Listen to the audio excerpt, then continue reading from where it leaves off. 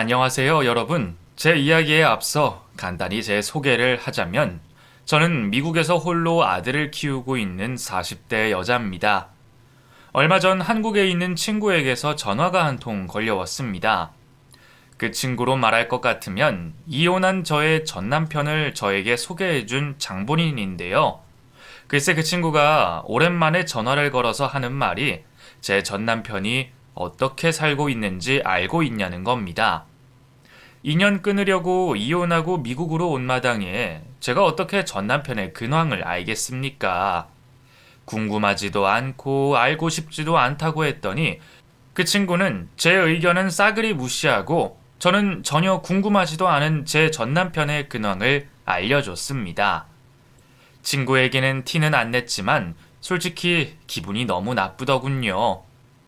전 남편 존재 자체가 저에게는 안 좋은 기억이고 제 인생의 오점 중 하나인데 그걸 타인에 의해서 그 사람과의 기억을 다시 회상해야 된다는 게 너무나 싫었습니다. 생각하지 말아야지 하면서 또 자꾸 떠오르는 전 남편의 생각에 생각을 좀 정리하고자 사연을 보내봅니다. 저는 27살 될 때까지 남자친구 한번 사귀어보지 못한 일명 모태솔로였습니다. 그걸 안타깝게 여긴 저의 친구가 자신의 남자친구의 친구를 저에게 소개해줬습니다. 네 수준에 맞을지는 모르겠지만 한번 만나만 봐. 돈이 많은 집 아들이거나 스펙이 대단한 사람은 아니지만 사람 자체가 엄청 웃기고 재밌어. 내 수준이랄 게 뭐가 있니?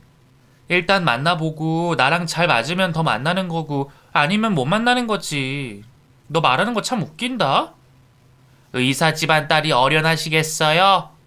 너 말은 그렇게 하면서 집안이랑 학력 엄청 보잖아. 얼굴보다 더 보는 게 그거 아니야? 저희 집안은 소위 말해 의사 집안이었습니다. 할아버지부터 아버지 그리고 오빠까지 모두 의사를 하고 있었고 저는 의사는 아니지만 어릴 때 미국에서도 잠깐 살고 커서는 명문대 음대를 졸업을 했죠. 아무래도 집안 환경이 이렇다 보니 제 주변 사람들도 저랑 비슷한 사람들 뿐이라 친구는 남편을 저에게 소개해 줄 때 제 눈치를 보는 듯 했습니다. 태곤 씨, 제 친구 중에 의사 집안 딸 있다고 했었잖아요. 이 친구가 제가 전에 말했던 그 친구예요. 어때요? 실제로 보니까 사진으로 봤을 때보다 더 이쁘죠? 아, 외모는 말할 것도 없이 너무 아름답고요. 이렇게 만나 뵙게 돼서 정말 반갑습니다. 저는 이태곤이라고 합니다. 남편은 제 기준 아주 평범한 사람이었습니다. 길 지나가다 보면 흔히 볼 수 있는 딱 그 나이대 남자였죠. 그래서 처음엔 마음이 가거나 그러지는 않았는데 친구 말대로 대화를 나누다 보니 사람이 참 유머러스하고 재밌더라고요. 다은아, 태곤 씨 만나보니까 어때? 태곤 씨 말로는 너희 사귀기로 했다던데 너도 태곤 씨 좋아서 만나는 거야? 당연히 좋아서 만나지. 솔직히 처음엔 별로였는데 만나다 보니까 재밌더라고.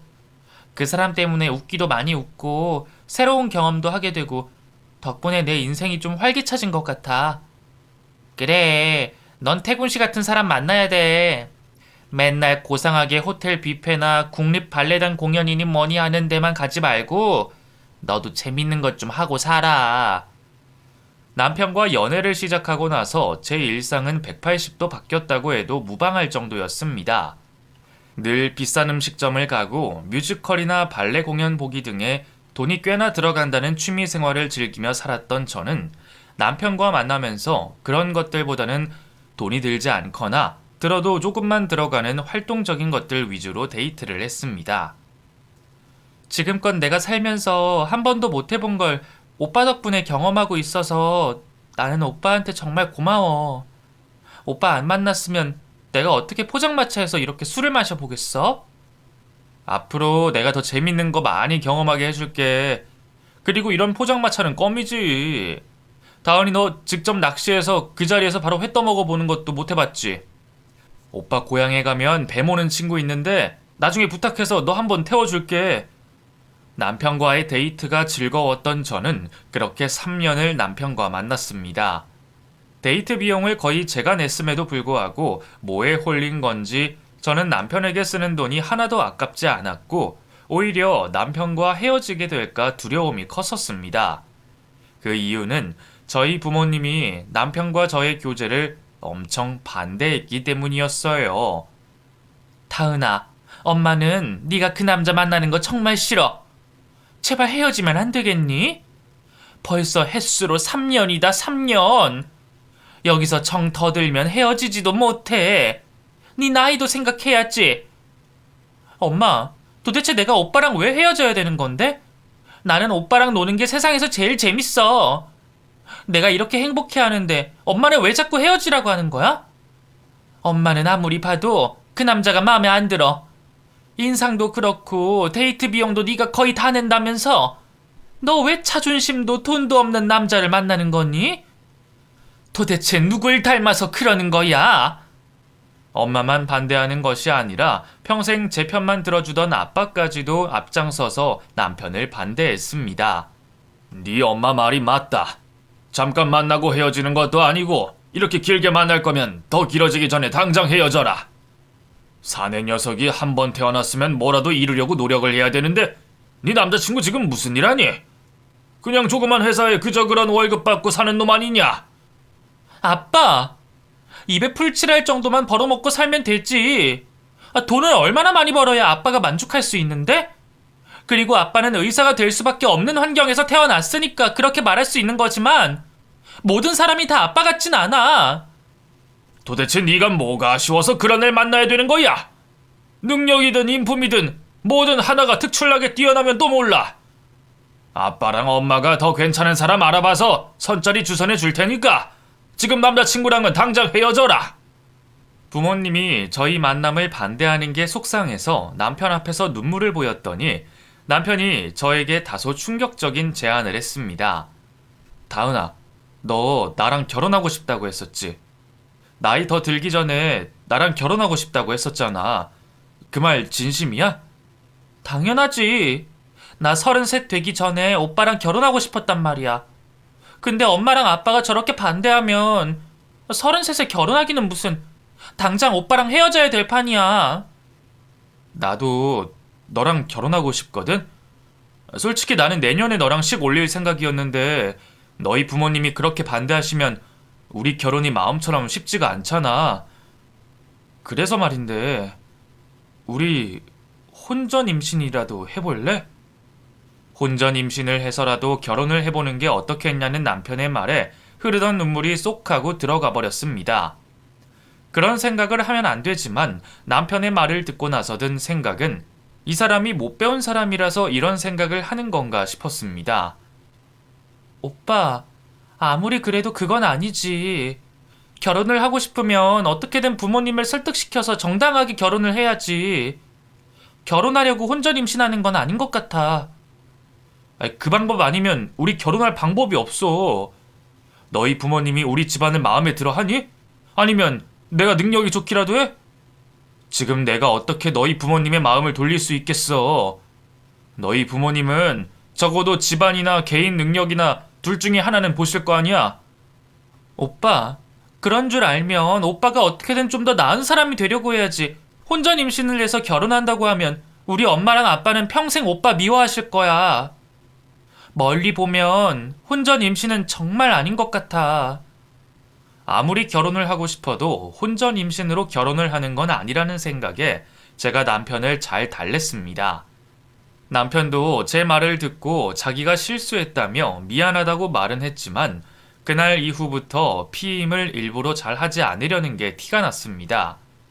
하지만 제가 어떻게든 남편이 피임을 하게 만들었는데 딱 하루 둘 다 술에 잔뜩 취해 피임을 하지 못한 그날 아이가 생기고 말았습니다. 엄마 아빠 정말 미안해. 일부러 그러려고 그런 게 아니라 우리 둘 다 실수를 해서 그만 아이가 생기고 말았어. 일부러 그런 거 아니니까 제발 화내지 말아줘. 어머님 아버님 정말 죄송합니다. 제가 조심했어야 했는데 그날 술에 취해서 정신이 없어 실수를 했습니다. 이렇게 된 거 제가 다은이랑 아기 평생 잘 책임질 테니까 저 사위로 받아주십시오. 남편은 저희 부모님 앞에 무릎을 꿇고 머리를 쳐박았습니다. 저희 엄마는 저의 혼전 임신 소식에 하염없이 눈물을 흘리셨고 아빠는 화가 났는지 손을 벌벌 떨며 아무 말도 하지 않으셨습니다. 아빠, 무슨 말이라도 좀 해봐. 아빠가 그러고 있으니까 나 너무 무서워서 그래. 내가 정말 잘못했어.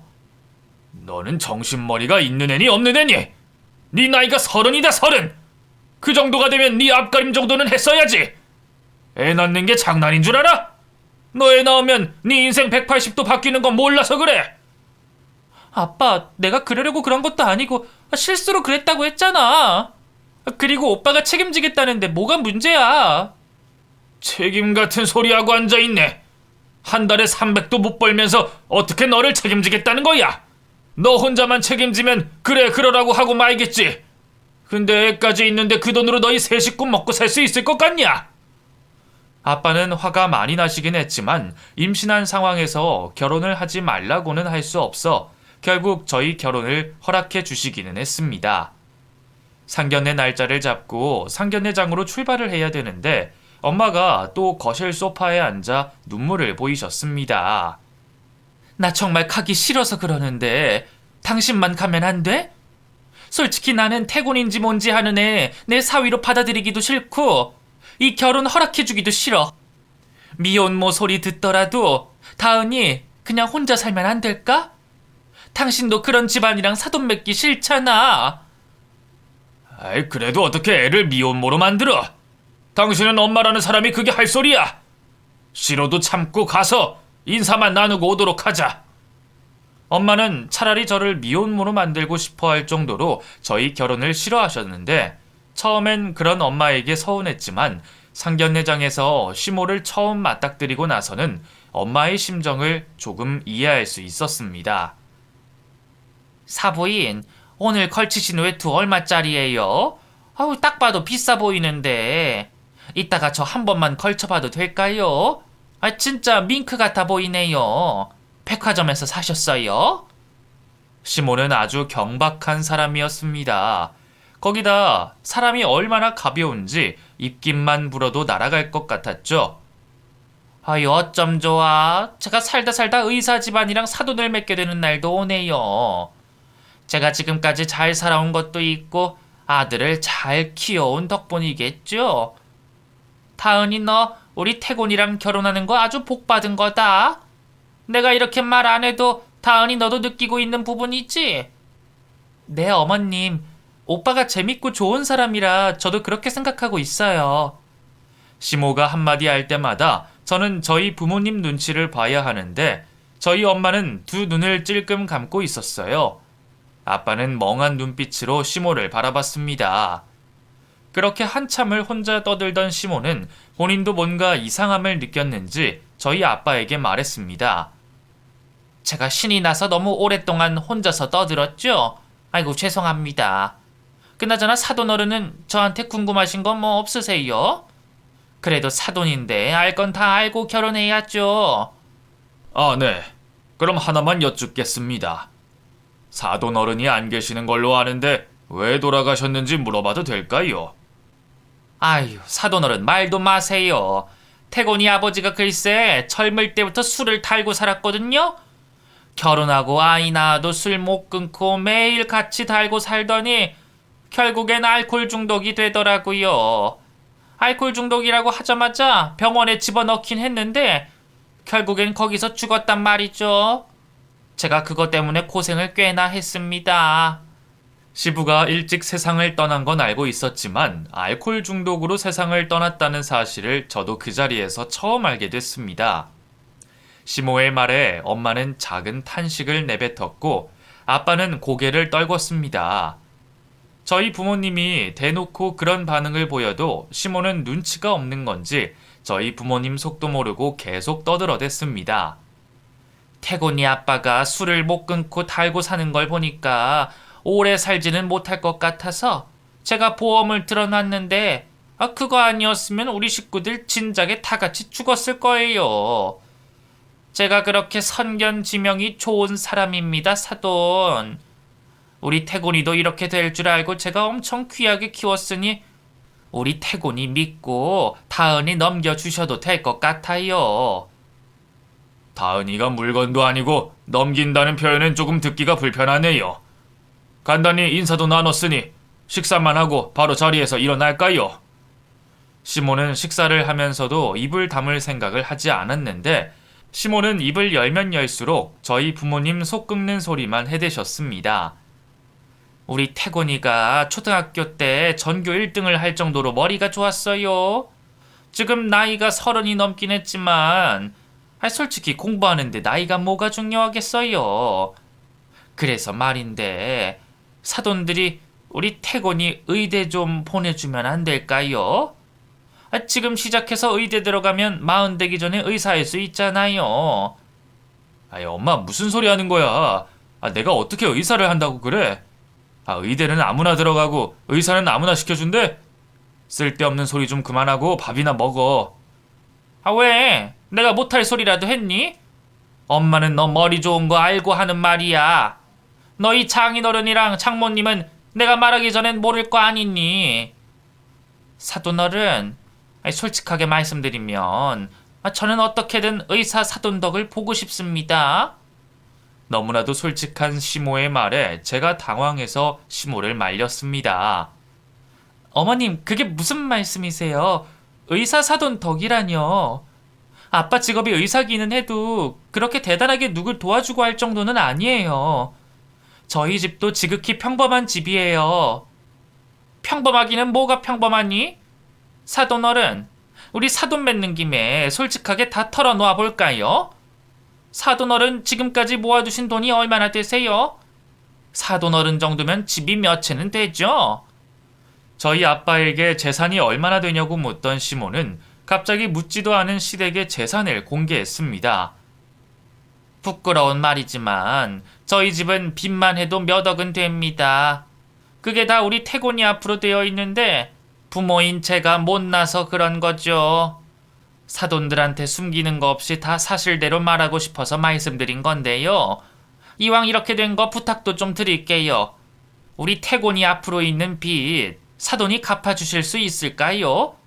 한 달에 이자만 해도 100만 원은 훌쩍 넘어가서 그거 그대로 두면 다은이랑 곧 태어날 아기도 먹고 살기가 힘들어질 거예요. 빚 많은 남자랑 결혼하는 건 제 딸의 선택이지 저희 선택이 아닙니다. 먹고 살기 힘들어지든 말든 자기들이 알아서 할 일이죠. 다은이 결혼하면 새 가정 꾸리는 건데 그때까지도 부모한테 손 벌리는 건 저는 아니라고 생각합니다. 부모에게서 독립을 했으면 경제적으로도 독립을 해야죠. 저희 아빠가 딱 잘라 말하자 그제야 시모도 떠들던 입을 꾹 다물고 말없이 저희 부모님을 노려보셨습니다. 사돈어른은 장가 가서도 부모님한테 도움 안 받고 사셨나요? 제 생각엔 사돈어른도 결혼하고 나서 부모님한테 도움 엄청 받았을 것 같은데요. 지금 병원도 사돈어른 혼자 차린 병원인가요? 저기요 사부인, 저희 부부가 부모님들한테 도움 받았던 말던 그건 사부인이 참견하실 일 아닌 것 같고요. 부모로서 저희는 이딴 식으로 결혼하는 자식들한테 절대로 도움 주기 싫다고 확실하게 말하고 싶네요. 그리고 사부인네 빚을 왜 우리가 갚아줘야 되나요? 돈 쓰는 사람 따로 있고 갚는 사람 따로 있나요? 상견례 내내 단 한마디도 하지 않던 엄마가 폭발을 했는지 처음으로 입을 여셨습니다. 엄마가 화가 난 걸 감추지 못하고 말을 하자 시모도 덩달아 화가 났는지 아무 말이나 내뱉기 시작했습니다. 그래서요, 애들 신혼집은 어떻게 해주실 건데요? 요즘 시대가 달라져서 꼭 남자가 신혼집 해가야 되는 법 없는 거 아시죠? 그것도 둘이 알아서 하겠죠. 능력 없으면 원룸에 살던 아니면 빚을 내서 아파트에 들어가든 저희는 둘이 알아서 하게 둘 겁니다. 엄마는 시모에게 절대로 저희에게 도움을 주지 않겠다고 했지만 곧 태어날 저희 아이를 생각해 진작에 사두셨던 제 명의로 된 아파트를 저희에게 내어주셨습니다. 제 명의긴 했지만 저는 당연히 그 아파트를 저희 부모님 것이라고 생각을 했는데 결혼을 하고 나서 남편이 말도 안 되는 요구를 했습니다. 다은아, 이 아파트 말이야. 우리 공동 명의로 하는 게 어때? 그래도 우리 부부인데 집 정도는 공동으로 해야지. 이게 만약에 내 명의였으면 나는 결혼하고 바로 공동 명의로 바꿨을 거야. 이거 내 명의기는 해도 우리 부모님 거라는 거 오빠도 잘 알잖아. 내 마음대로 할 수 있는 게 아니야, 오빠. 명의를 공동 명의로 바꾸고 싶으면 나한테 말하지 말고 우리 아빠한테 말해. 솔직히 내가 돈 벌어오고 너는 집에서 놀기만 하잖아. 그렇게 생각하면 내 수고를 생각해서라도 공동 명의로 해줘야 되는 거 아니야? 너는 내가 말도 안 되는 걸 요구하는 거라고 생각해? 내가 집에서 놀기만 한다고? 그럼 애는 누가 키우는데? 애는 저절로 크고 있는 중이래? 그리고 오빠 돈 벌어오는 거 거의 오빠 빚 갚는 데 쓰느라 우리 아빠가 매달 용돈 주고 있는 걸로 살고 있잖아. 입은 삐뚤어져도 말은 똑바로 해야지. 수준 비슷한 집안끼리 결혼해야 된다는 말의 의미를 결혼을 하고 나서야 깨달았습니다. 결혼 전까지만 해도 웬만해서는 싸울 일 없던 저희 부부는 결혼하고 나서는 그놈의 돈 때문에 매일 불같이 싸워야 했습니다. 나 이번 달 카드값 모자라서 못 낼 것 같아서 그러는데 당신이 좀 메꿔줄 수 있어? 또야? 내가 카드값 못 낼 것 같으면 조절해서 아껴 쓰라고 했잖아. 매번 이게 뭐냐고. 아무리 딸이어도 결혼하고 나서 매달 아빠한테 용돈 받아 쓰는 게 당신은 쉬운 일인 줄 알아? 사위인 내가 달라고 하는 것보다 당신이 달라고 하는 게 더 쉽겠지. 그럼 나 카드값 미납돼서 신용불량자라도 되라는 소리야? 남편은 저희 친정집을 믿는 구석이라고 생각을 했는지 자기가 벌어오는 수입에 비해 더 많은 지출을 했습니다. 결혼을 하고 나서도 몇 년 동안 저는 친정 부모님들에게 매달 용돈을 받았었는데 그걸 창피해하고 힘들어하는 저랑은 다르게 남편은 그걸 당연하게 여기는 듯 했습니다. 나 이번에 회사 그만둘까 생각 중이야. 7년을 일했는데 아직도 월급 300을 못 받는다는 게 말이 안 돼. 말이 과장이지. 내 월급은 왜 이 모양이냐고. 그만두고 어디서 일할지 생각해봤어? 나도 그 회사 마음에 안 드는데 그만두더라도 다음 들어갈 회사는 구해놓고 그만둬. 무작정 그만두면 우리 밥줄 끊기는 거야. 그래서 말인데 장인어른한테 나 일자리 좀 구해달라고 해주면 안 될까? 아무리 미운 사위라도 사위 일자리라면 제대로 된 대로 구해주실 거 아니야. 우리 아빠가 의사지 무슨 직업 속에서 사장인 줄 알아? 제발 당신 앞가림은 당신이 알아서 해. 솔직히 장인어른이랑 장모님 인맥 무시 못하잖아. 이럴 때 도움 좀 받으면 안 되냐? 나 잘 되면 너도 잘 되는 건데 그걸 생각하면 말 좀 해줄 수 있지. 왜 화를 내고 그래? 결국 남편은 직접 저희 아빠를 찾아가 일자리를 구해달라고 떼를 써서 저희 아빠 병원 원무과에 들어가게 됐습니다. 그런 남편을 보고 살자니 이렇게 살다가는 화병이 걸리겠다 싶어 아들이 초등학교 들어갈 나이가 됐을 때 저는 큰 결심을 하게 됐습니다. 여보, 나 원준이 데리고 미국 갈 생각이야. 나 한국에서 애 키울 생각 없고 미국에서 원준이 교육시키고 싶어서 그러는 거니까 당신은 내 결정 따라줬으면 좋겠어. 그럼 나 기러기 아빠 되는 거야? 나 원준이랑은 떨어져도 당신이랑은 못 떨어지니까 원준이 혼자 보내든지 아니면 둘 다 가지 말든지 해. 이제 8살 되는 어린애를 어떻게 혼자 보내? 원준이 중학교 들어갈 나이쯤 되면 돌아올 테니까 그때까지만 기다려. 남편은 죽어도 기러기 아빠 생활 못한다고 했지만 남편에게 질려버린 저는 그런 남편을 뒤로하고 아들과 미국으로 떠나왔습니다. 제가 처음 미국에 왔을 때 남편은 하루가 멀다 하고 전화를 걸어 한국으로 다시 돌아오라고 했었는데 만 1년이 되고 난 후부터는 저에게 남편이 있나 싶을 정도로 남편에게 연락이 없었습니다. 여보, 이번에 당신이 미국으로 올 필요 없고 나랑 원준이가 한국으로 갈 생각이니까 그렇게 알아. 왜? 내가 가려고 티켓팅도 다 해놨는데? 갑자기 왜 당신이 한국으로 온다는 거야? 그냥 내가 갈게. 아빠랑 엄마 못 본 지 3년 됐잖아. 나도 아빠랑 엄마 얼굴 좀 보고 원준이도 보여드려야 될 것 같아서 이번에 내가 가려고. 다음 주 수요일에 도착하니까 집 좀 깨끗이 치워놔. 아들과 미국으로 오고 난 후 저도 공부를 다시 시작한다고 3년 동안 한국으로 들어가지 못했습니다. 제가 미국에 있는 3년 동안 남편이 미국으로 와서 저희 보고 갔었는데 갑자기 부모님 얼굴이 보고 싶어진 저는 3년 만에 한국으로 들어가게 됐습니다. 그렇게 아들과 한국에 도착해 제가 살던 집으로 들어가려는데 처음 보는 옆집 여자가 저를 붙잡아 세웠습니다. 저기요, 그쪽 누구신데 자꾸 거기서 얼쩡거리세요? 여기 사는 아파트 사람 아니면 못 들어오는 곳인데 어떻게 들어오셨어요? 아, 네. 저 이 집 안주인 되는 사람이에요. 저희 옆집에 사시는 분이신가 봐요. 그쪽이 이 집 안주인 되는 사람이라고요? 내가 이 집 부부랑 잘 아는 사이인데 무슨 소리를 하시는 거예요? 집 잘못 찾아오신 것 같으니까 당장 나가세요. 이 집 부부랑 아는 사이라고요? 여기 저희 남편 혼자 사는 집인데 그쪽이야말로 무슨 소리를 하시는 거예요? 그 집 안주인이랑 저랑 친한 사이라고요. 당장 안 가시면 제가 이 집 주인 부릅니다. 저에게 화를 내는 옆집 여자를 보며 저도 화가 나기는 했지만 일단 오해는 풀어야 될 것 같아 옆집 여자에게 제 휴대폰에 있는 남편 사진을 보여주며 말했습니다. 이 집에 이 사람 사는 거 맞죠? 제가 이 사람 아내 되는 사람이라고요. 아들이랑 미국에서 지내다가 3년 만에 온 거라 그쪽이 못 알아보시는 것 같은데 이 집 안주인 맞습니다.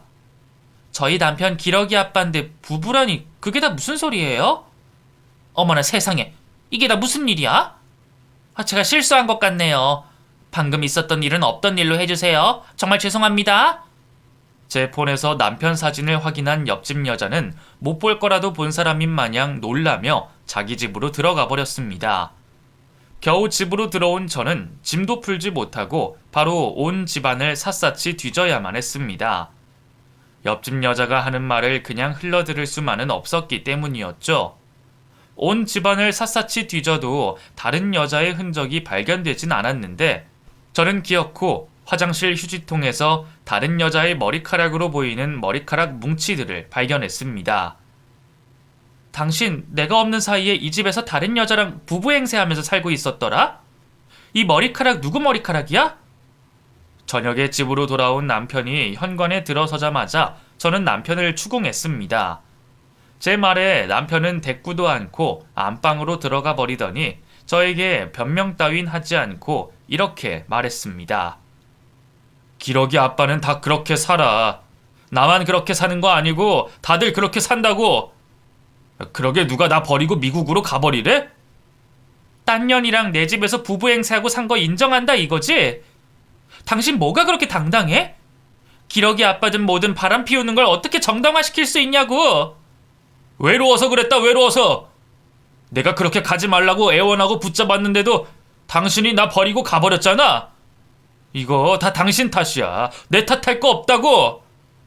남편이 너무 당당하게 나오니 말문이 막혔고 정말로 내가 잘못해서 일어난 일인 건가 싶었습니다. 장인어른이랑 장모님도 우리 결혼한 지 10년이 넘었는데 아직도 나를 사위로 인정 안 해주는데 내가 왜 당신한테 남편 노릇을 해야 되고 당신 부모들한테 사위 노릇을 해야 되는데? 내가 언제 우리 아빠랑 엄마 보고 사위 노릇하라고 했어? 내가 볼 땐 당신 아직도 자격지심 때문에 그러는 것 같은데 우리 아빠랑 엄마 당신 사위로 인정한 지 오래야. 아니, 장모님 병원 오실 때마다 나 모르는 척하는 거 당신 알아? 장인어른도 똑같아. 그리고 지금 만나는 그 여자는 당신이랑 다르게 나의 모든 모습을 인정해주고 사랑해주는 여자야. 그뿐인 줄 알아? 우리 엄마한테도 당신이 못하는 며느리 노릇하고 있다고. 100번 양보해서 제가 남편을 두고 미국으로 가버린 것이 저의 잘못이라고 해도 나와 함께 살던 내 집에서 딴 여자랑 새살림을 차린 건 용서할 수 없었습니다. 이유가 어찌됐든 나 당신이랑 같이 못 살아. 우리 이혼해. 그리고 당장 짐 싸서 내 집에서 나가. 이혼? 네가 나랑 이혼할 수 있을 것 같아? 나랑 이혼하고 싶으면 대단하신 너희 엄마랑 아빠한테 가서 나랑 이혼하겠다고 말해봐. 참 좋아하시겠다. 그치? 당신 엄마 아빠한테 이혼한다고 말 못하면 그냥 입 다물고 모른 척하고 살아. 그날 남편은 짐을 싸서 집에서 나가버렸습니다. 정말 화가 나긴 했지만 어떻게 해야 될지 몰랐던 저는 부모님에게도 말씀드리지 못하고 혼자서 속으로 앓고만 있었는데 친정 엄마에게 다급한 전화 한 통이 걸려왔습니다. 다은아, 큰일 났어. 너희 아빠 대구 출장 갔다가 올라오는 길에 트럭이랑 부딪혀서 사고 났대. 일단 바로 수술 들어가긴 갔는데 어떻게 될지 모르겠다고 가족들 부르라더라. 얼른 좀 와봐. 3년 만에 한국으로 들어와 부모님의 얼굴을 보기도 전에 들려온 아빠의 사고 소식에 병원에 달려갔더니 아빠는 수술을 마치고 중환자실에 계셨습니다. 엄마, 이게 다 어떻게 된 일이야? 아빠 수술은 잘 끝났대? 아빠 죽는 거 아니지? 응급조치는 해놓긴 했는데 선생님 말로는 너희 아빠 못 깨어날 것 같다고. 마음의 준비를 하라는구나. 너희 아빠 너랑 원준이 본다고 엄청 설레했는데 어쩜 좋니? 마음의 준비를 하라는 의사 선생님의 말에 저는 남편에게 전화를 걸었습니다. 어쨌든 남편이 사위이기는 하니까 알아야 된다고 생각해서 연락을 했는데 남편은 연락을 받자마자 한달음에 달려와 줬습니다. 여보, 아빠 곧 돌아가실 것 같다고. 의사 선생님이 마음의 준비를 하래. 당신도 알아야 될 것 같아서 연락했어. 엄마한테는 아직 우리 얘기 안 했으니까 당신이 우리 아빠 장례식 끝날 때까지만 사위 노릇 좀 해줘. 미워도 남편은 남편인지 저는 남편에게 안겨 한참을 울었습니다. 제가 한참을 울고 난 후 정신을 차리자 남편이 저의 손을 잡고 이렇게 말했습니다. 어제는 내가 정말 미안했어. 당신이 이렇게 힘들어하는 모습 보니까 내가 당신한테 하면 안 되는 짓을 했다는 걸 이제야 알겠네. 당신만 용서해 준다면 나 당장 그 여자랑 정리할게. 마음이 너무 힘들었던 때라 그랬던 건지 저는 남편의 말을 믿어보고 싶었고 그런 남편을 용서해주고 싶었습니다. 그때 저에게 남편 말고는 의지할 사람이 없다고 느낀 게 한몫했습니다. 이번 일은 없었던 일로 해줄 테니까 정리하고 돌아와. 아빠 장례식 끝나고 그 다음에 우리 식구 어떻게 할지 생각해보자. 내가 한국으로 돌아오던지 당신이 미국으로 같이 가든지 하자고. 당장 내일이라도 돌아가실 줄 알았던 아빠는 삶에 대한 의지가 강하셨던 건지 중환자실에서 일주일이 넘도록 버티고 계셨습니다. 아빠가 깨어나실지도 모른다는 기대를 하며 아빠가 깨어나기만을 기다리고 있었는데 친구에게서 전화가 걸려왔습니다. 바로 남편을 저에게 소개해준 그 친구였죠. 야, 강다은, 너 아직도 태군 오빠랑 한창 신혼이더라? 오빠가 너 준다고 엄청 신나하면서 우리 남편한테서 차 한 대 계약해갔대. 그게 무슨 소리야? 나 그 사람한테 들은 이야기 없는데? 그리고 너도 알겠지만 지금 아빠가 중환자실에 저렇게 있는데 차는 무슨 차야? 네가 잘못 들었겠지. 아니, 태군 오빠가 자기 애인한테 뽑아주는 거라고 계약했다던데? 오빠 아직도 너 부를 때 애인이라고 하는 거 보니까 너희 부부 그렇게 떨어져 지내도 사이가 엄청 좋은가 보다 하고 너무 부럽더라고. 친구의 남편이자 남편의 친구는 외제차 판매 영업사원이었는데 남편이 친구에게서 외제차 한 대를 계약했다는 말을 듣고 저는 세상이 무너지는 기분을 느껴야만 했습니다. 남편은 아빠가 돌아가시고 받을 유산 때문에 신이나 이성적인 판단을 못하고 외제차 계약을 한 듯 했습니다. 다은아, 아빠 깨어나셨대. 아빠가 너 찾으니까 얼른 중환자실로 들어가 봐. 절망과 희망을 동시에 느끼게 해주는 하늘이 참 원망스러웠습니다. 남편 때문에 무너진 제 세상은 기적처럼 의식을 차린 아빠 덕분에 다시 살아날 수 있었습니다. 아빠가 깨어나고 난 후 저는 남편에게 다른 티는 내지 않고 이렇게 말했습니다. 아빠 깨어나셨으니까 나 다시 미국으로 가려고. 원준이 새학기 시작해서 여기 더 있을 수 없을 것 같아. 우리 하려고 했던 이야기는 나중에 다시 하자, 여보. 그래, 뭐 긴 이야기는 나중에 만나서 다시 하자. 내가 미국으로 가든지 할게. 그동안 고생했어. 남편에게 미국으로 돌아간다고 했지만 저는 미국으로 돌아가지 않고 한국에 남아 흥신소를 알아봤습니다. 남편과 함께 산다는 그 상간녀의 신상을 알고 싶었기 때문이었죠. 그리고 남편은 제가 정말 미국으로 갔다고 생각을 했는지 그날 바로 상간녀를 다시 집으로 불러들였습니다. 그 꼴을 가만히 보고만 있을 수 없었던 저는 다음날 집이 비워진 틈에 이삿짐 센터 사람들을 데리고 집으로 쳐들어갔습니다. 이 집 안에 있는 짐 하나도 빠짐없이 다 빼주세요. 웬만하면 2시간 안에 다 끝낼 수 있도록 최대한 빨리 부탁드릴게요. 집에 있던 짐을 다 빼낸 저는 현관 비밀번호를 바꾸고 문을 굳게 닫아버렸습니다. 저녁에 상간녀와 함께 집으로 귀가한 남편은 굳게 닫힌 현관문 때문에 놀라 경찰에 신고를 했길래 제 발로 집 앞 현관문까지 찾아갔습니다. 미국으로 간 줄 알았던 제가 나타나자 남편이 화들짝 놀랐고 상간녀는 남편의 뒤로 몸을 숨겼습니다. 당신이 왜 여기 있어? 미국으로 간다고 하지 않았어? 원준이는 어떡하고 당신이 여기 있는 거야? 내가 너 이럴 줄 알고 오늘 아침에 이 집안에 있던 물건 싹 다 갖다 버리고 현관 비밀번호 바꿨어. 당신 참 당당하게 저 여자랑 이 집에 들어가려고 하네? 당신 진짜 미쳤어? 남의 집 비밀번호를 당신이 왜 바꿔? 그리고 거기에 있던 짐들을 다 버리면 어떡하냐고? 남의 집이라니? 여기 내 집인 거 잊었어? 여기 내 명의로 된 내 집이야. 그리고 당신 여기서 나랑 신혼 시작하고 여기서 우리 원준이 나와서 기른 거 까먹고 딴 년 데리고 와서 새 살림 차린 거니? 당신은 그렇게 사는 게 쪽팔리지도 않아?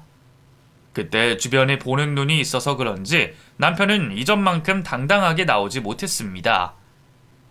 당신 오해야. 나 얘 보고 짐 찾아가라고 잠시 부른 거지 다시 같이 살려고 데리고 온 거 아니야.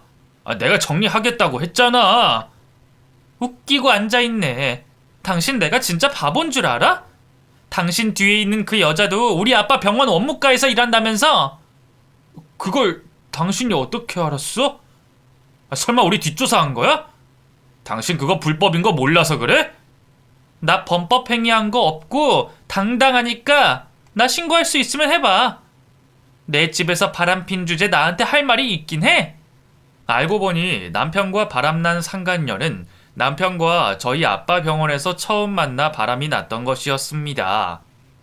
그 일로 상간녀는 자신의 남편에게 쫓겨나 저희 집에서 남편과 함께 살고 있었던 건데 저는 이 모든 사실을 아빠 병원에서 일하고 있는 저희 오빠에게 전달해 줬습니다.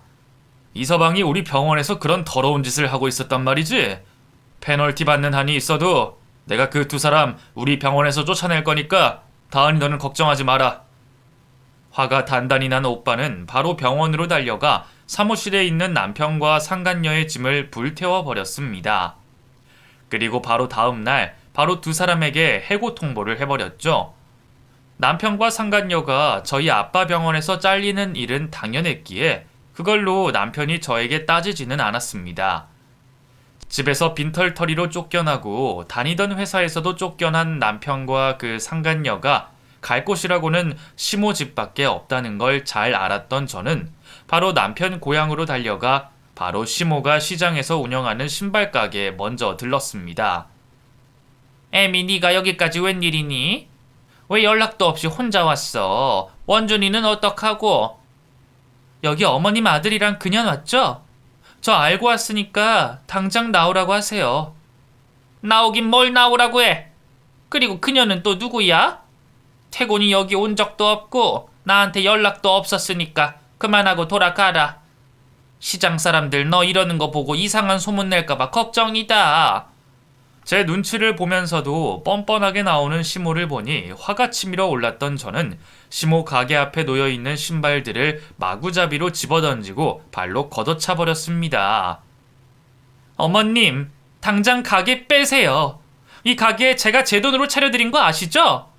그리고 지금 이 가게 명의 제 명의인 것도 잘 아실 테고요. 저 어머님한테 이 가게 돌려받아야겠으니까 당장 가게 빼주세요. 아니다. 어머님은 여기에 드린 돈 한 푼도 없으니까 그대로 몸만 나가시면 되겠네요. 애미야, 나한테까지 왜 그러니? 그러지 말고 우리 대화로 좀 풀어보자. 나 이 신발 가게로 겨우 먹고 사는데 이걸 네가 뺏어가면 어떡해?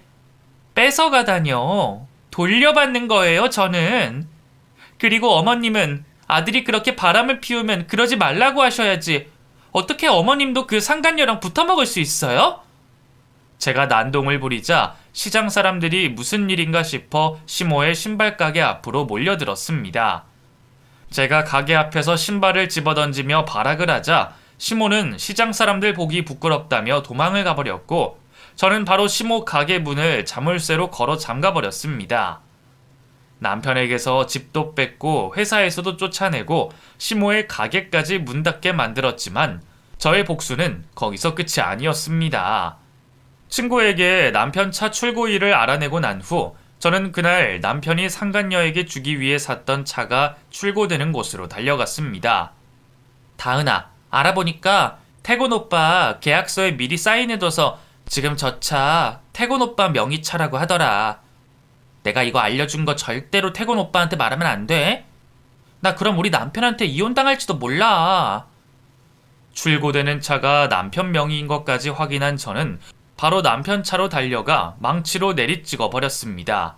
처음엔 영업소 직원들이 나를 뜯어 말렸는데 제가 왜 이러는지 이유를 알고 있던 남편의 친구는 자기도 할 말이 없는지 제가 하고 싶은 대로 하게 내버려뒀습니다. 그리고 그 소식을 전해 들은 남편이 몇 시간 후 제 앞에 나타났습니다.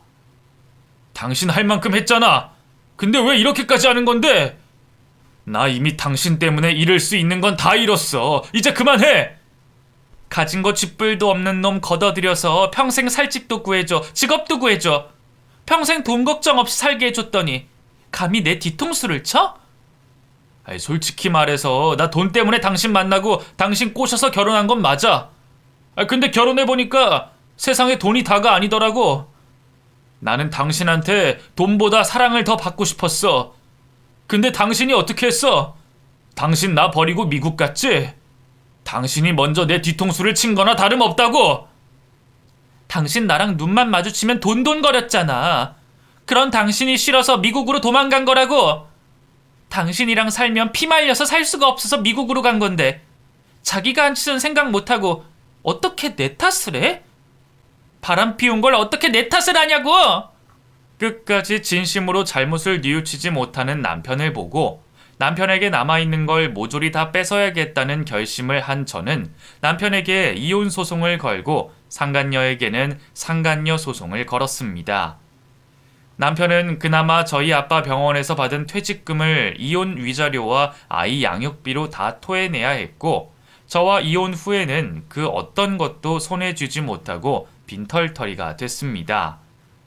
남편과 이혼하는 과정 중 알게 된 사실 중 하나는 남편이 저 몰래 제 명의로 된 아파트를 부동산에 내놨다는 것이었습니다. 그것도 저희 아빠가 깨어났다는 소식을 들은 그날 말이죠.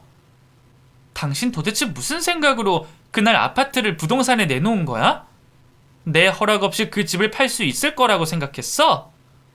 장인어른 돌아가시면 유산 좀 챙길 수 있나 싶었는데 장인어른 깨어나시는 거 보고 유산은 개뿔 평생 당신한테 잡혀 살지도 모른다는 생각에 뭐라도 챙기려고 부동산에 내놓은 거였어. 팔 수 있든 없든 일단 해보려고 했던 건데 왜? 뭐 그것도 어떻게 죄명 만들어서 고소하게? 고소는 무슨 그냥 애잔해서 물어본 거야. 평생 없이 산 놈이라 그런지 어떻게든 남의 거 뺏어가려고 애쓰는 모습이 너무 안쓰러워서 그래. 나중에 우리 원준이 크고 아빠라는 핑계로 얼씬거릴 생각하지 마. 원준이한텐 당신 죽었다고 할 거야. 남편과 제가 마지막으로 본 그날 남편은 제 분에 못 이겼는지 제 앞에서 무릎을 꿇고 울부짖었습니다. 통쾌한 복수를 끝낸 저는 남편과 이혼 후 다시 바로 미국으로 돌아왔습니다. 부모님을 볼 면목이 없기도 하고 한국에 있으면 자꾸 남편이 생각날 것 같아 미련 없이 미국으로 돌아온 것이었죠. 그날 이후 남편이 죽었는지 살았는지도 모른 채 살고 있었는데 앞에서 말씀드린 것처럼 친구가 전화를 걸어 남편의 근황을 알려줬습니다. 다은아, 대박인 거 알려줄까? 태곤 오빠가 얼마 전에 우리 애들 아빠한테 전화와서 30만 원만 빌려달라고 했다는 거야. 그러면서 애들 아빠가 너 어디서 뭐하고 살고 있냐고 슬쩍 물어보니까 아니 글쎄 태곤 오빠가 뭐라는 줄 알아? 그 상간녀랑 통영에 있는 어느 공장 기숙사에서 살면서 일하고 있다고 했대. 그러니 나랑 결혼 안 했으면 원래부터 그렇게 살 운명이었을 거라 뭐 놀랍지도 않다. 근데 주희야, 나 그 사람 어떻게 사는지 안 궁금하니까 다음부터는 나한테 말 안 해줘도 될 것 같아. 상간녀랑 공장 기숙사에 살면서 일을 한다는 남편의 근황은 제게 놀라운 일도 아니었습니다. 그게 딱 남편에게 어울리는 남편 팔자라고 생각을 했거든요. 바람만 안 피웠으면 평생 돈 걱정 없이 살 수 있었던 지 복을 지 발로 걷어찼으니 그렇게 사는 게 당연한 일일지도 모릅니다. 역시 사람은 죄를 짓고 살면 안 되는 것 같아요. 외로워도 유혹을 참고 그런 죄만 안 지었더라면 남편의 인생은 지금이랑 달라도 한참 달라져 있었을 테니까요. 한편으로 안타까운 마음도 있지만 남편을 망가뜨리려고 제대로 복수한 저로서는 통쾌하기만 합니다. 이런 제가 못된가 싶기도 하지만 저는 죽을 때까지 남편을 동정하지 않을 거랍니다. 남편에게 바라는 것이 있다면 평생 쥐죽은 듯이 살고 제 아들 앞에 나타나지 않아줬으면 하는 것, 그거 하나뿐이네요.